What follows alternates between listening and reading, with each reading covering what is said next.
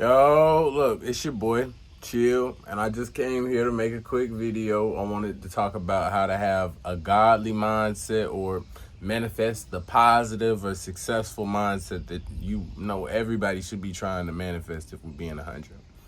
And the reason I felt like doing this because this is something I've had to recognize with my own journey on being successful, my own journey on making things work for myself, trying to stay in shape and all those things. And the first thing I recognized was that you have to find your flow state. Now, you may not understand what a flow state is. Your flow state is that you know how you'll get in that mode of just effortless concentration, effortlessly doing things that you're supposed to be doing. So you naturally have a natural flow state of taking care of yourself. So you wake up, you go take a shower, you get ready for work, you feed yourself, you scroll on your phone. You got a bunch of things that you already do that you are doing right now. And what I recognized was that you have to reprogram your whole consciousness. You have to reprogram how you think in order for you to get out of that same rotation you already doing right now. And the best way to do that is to completely start from scratch with zero distractions. You have things that you do that are, sometimes you can look at it as just distractions. So they're just literally ways where you can occupy time up in your day. And time is one of the most valuable things. So that would bring me to my next thing, would be moderation. So we all have things that we do every day. Now, what you may have to work on, and I've had to work on myself, is what you do excessively. So you can do the things that you're doing that take up time, that that you just enjoy doing. But you have to recognize that with that time, whatever you're doing excessively, if you continue that path, you will more than likely face the repercussions for. And one thing that you can always remember is anything that you're doing too much of, you can die from. Or you can, and die figuratively, metaphorically, or actually for real. So even with eating, say you eat a lot, best believe that down the line, maybe when you're 60, if you never was able to recognize and catch on to that whole thing that you got going on what you eating, how you eating it, all these type of things, you're more than likely going to become a bigger person. Now, you got another thing where it's just like, this goes for not just eating, but alcohol, drinking, going outside, hanging out with people too much. You basically got things that you do excessively way too much. And wherever you end up, oh my God, I see some deer. I don't know if y'all, well, dang, twin. I would show y'all. If they come down this road, then I'll put it in the camera, but I'm not about to mess up my video for that.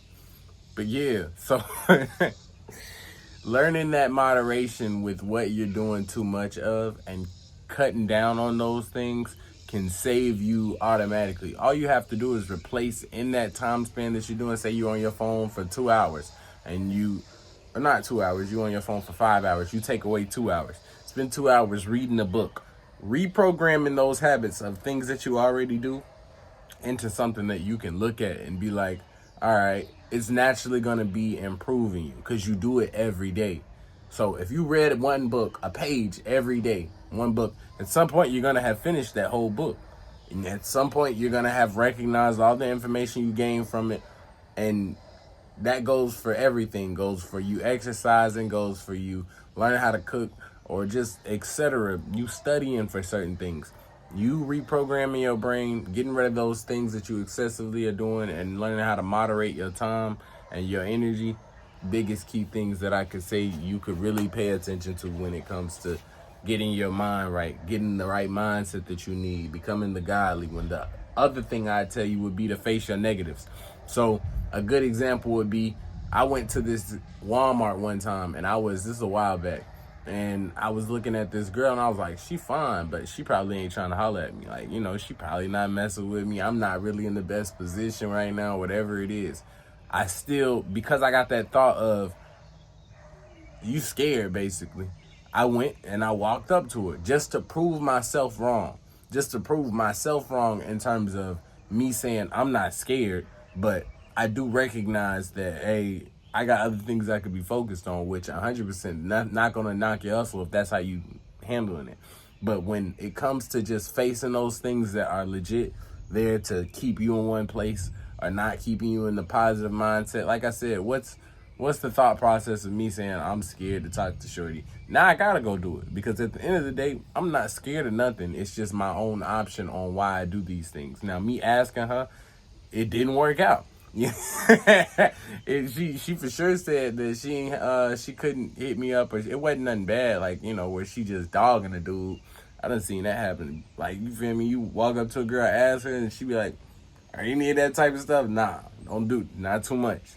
Me, I legit hollered at her. She said, "Nah, I ain't got my Instagram with me." I took that as a sign enough to say, "Oh, she capping. Let me keep it peep," and kept it pushing.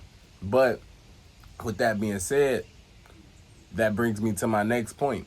Your failures are never something that you should be afraid of or upset over. And the reason why I say that is because you're going to fail in life regardless, whatever you're doing. So me, if I let that hold in my head, you know, like, oh, dang, I just got curved by shorty, basically. And now it's going to stop me from moving forward. First thing, no, that's wrong, because when you holler at a girl, the next girl that you holler at, not even going to remember or know that you just got rejected by this other female. That female is going to carry that expectation of who they think you are, any of that type of stuff, and that will be her own experience. But when you go to another female has no idea. That L doesn't walk with you, basically. So it's not something you need to be worried about. And the second thing I'd have to tell you, which would be in that same category of letting things go, letting things rock, is the fact that if you're gonna fail, at least you're failing doing something you enjoy. So like I said, it's about to rain out here. You're gonna fail regardless. You're gonna always fail with whatever you're doing. That means your 9 to 5. That means hollering at females. That means going after the jobs or the dream life you want. You're gonna fail, but at least you're failing in something that you enjoy. So if you are failing in stuff that you don't really care for or you enjoy, then more than likely you should probably start focusing on things that you will actually care for, or actually care that this is, because no one ever grows from, I'm telling you this now, no one ever grows from just winning all the time. No one grows, you feel me? No one learns anything. How can you learn something that you did perfectly?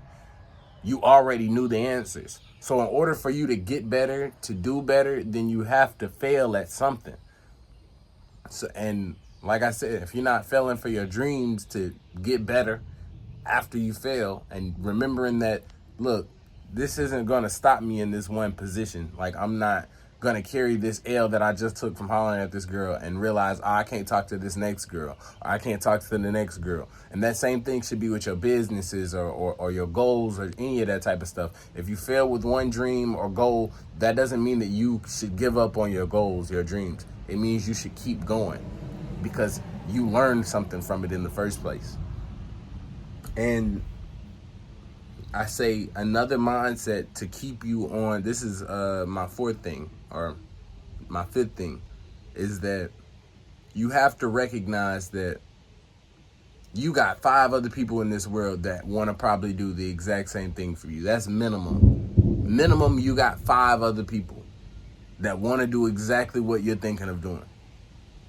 And if you are not outworking them or remembering that you have coal under your feet, you got to keep going. You got to keep doing.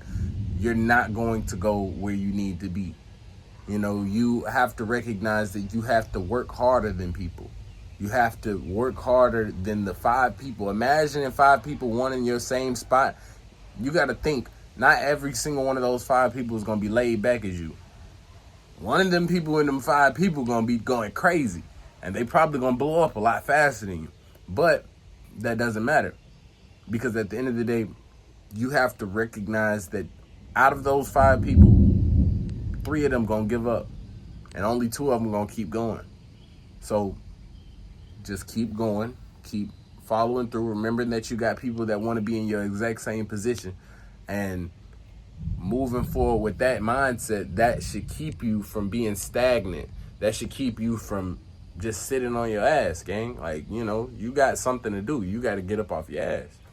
And the last thing, which that still ties in with this one, would be remembering that you are the power. Nothing is going to happen without you doing something. You know, there's never been a time where something just got placed right in front of you and you didn't have to do anything. You have somebody that get paid a lot of money. You find out that, hey, they got paid this a lot of money because they got crashed into in a car or something, and the insurance had to pay them. Think about it like this. If that person didn't drive wherever they were going and then get into that crash and get blessed with the thing of, oh, somebody's going to mess with them on some money, then it wouldn't have happened. If you got walked outside, nobody's walking up to you and just giving you $1,000. No one's doing that. You know, even if somebody gives you $1, no one is going to walk inside your house. You had to walk somewhere outside to meet that person. Whatever you're going for in your life, you have to put your face out there in the first place. You can't just do nothing and expect something to just pop up. That's not how that works. But as y'all can see, it's getting late. It's raining. You know, I hope this was a good little conversation for me and y'all. You know, I hope that my videos are still able to catch y'all's mind and keep y'all motivated, keep y'all grind, keep y'all smooth work, and just with a smile on your face at the end of the day. Because I'm in the same position as you are. And we trying to uplift each other and get to wherever we trying to go together.